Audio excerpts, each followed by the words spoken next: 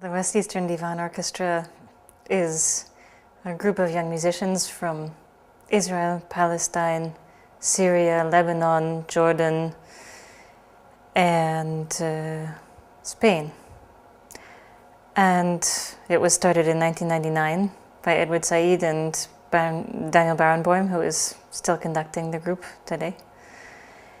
And it meets every summer for between 4 and 6 weeks, depending on the length of the tour. This orchestra doesn't exist outside of these 6 weeks. It only comes together in the summer. So it's an extremely intense period of time for all these people who, especially when they come for the first time, are probably meeting people from their enemy countries for the first time. A lot of people commend this orchestra for being such a wonderful example and for actually being a peacemaking ensemble, which of course it can't be, because we're talking about a group of at the most 100 young people who have nothing to do with politics. So of course it's a wonderful example for the rest of the region to see that it's possible to cooperate with each other. I have to say that it takes, I think, a lot of courage to articulate your opinions in a discussion with the West Eastern Divan Orchestra, no matter where you come from, because whatever you stand up and say will probably be unpopular with about 70% of the orchestra, no matter what, because that's how many different opinions there are.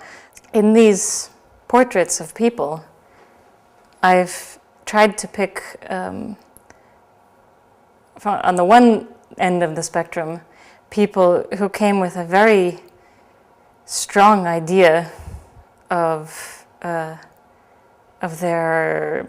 national identity, where they came from, and the history of the place where they came from, and with the idea that they were not going to let their ideas be changed by the orchestra and by the project. So that's the one end of the spectrum, and the other end of the spectrum are people who came with a very open mind and who had already been exposed to ideas of their political enemies, and who came actually wanting to make personal contacts that they wouldn't be able to make at home. So there's a very broad spectrum. There's a lot in between that isn't one extreme or the other.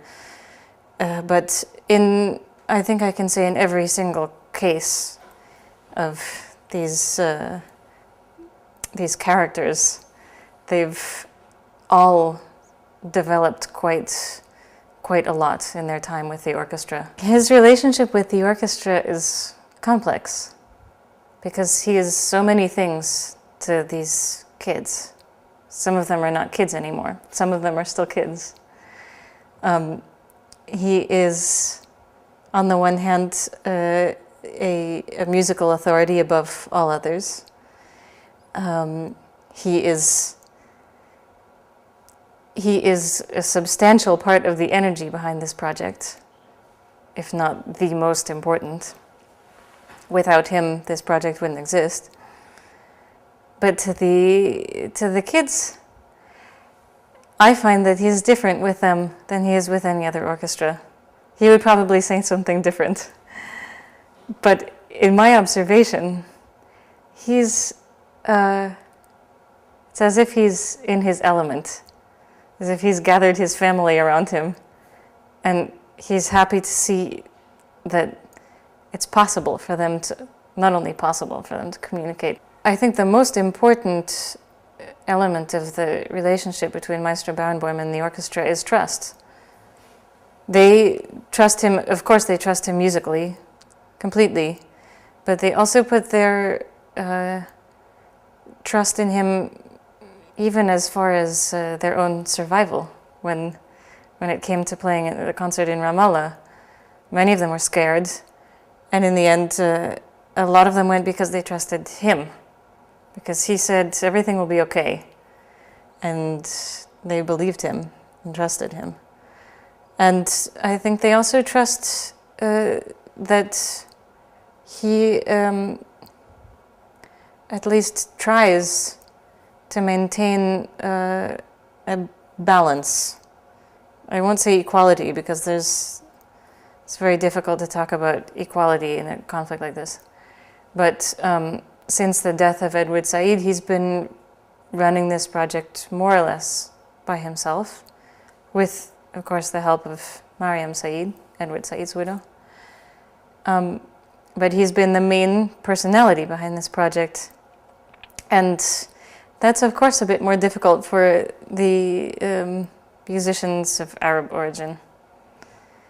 And of course it's a little bit unbalanced. It can't help but be unbalanced. But he tries to maintain, by speaking to the Israelis when he feels that there's an issue that needs to be dealt with only with them, or he speaks only to the Arabs if there's something that has to be spoken about with them.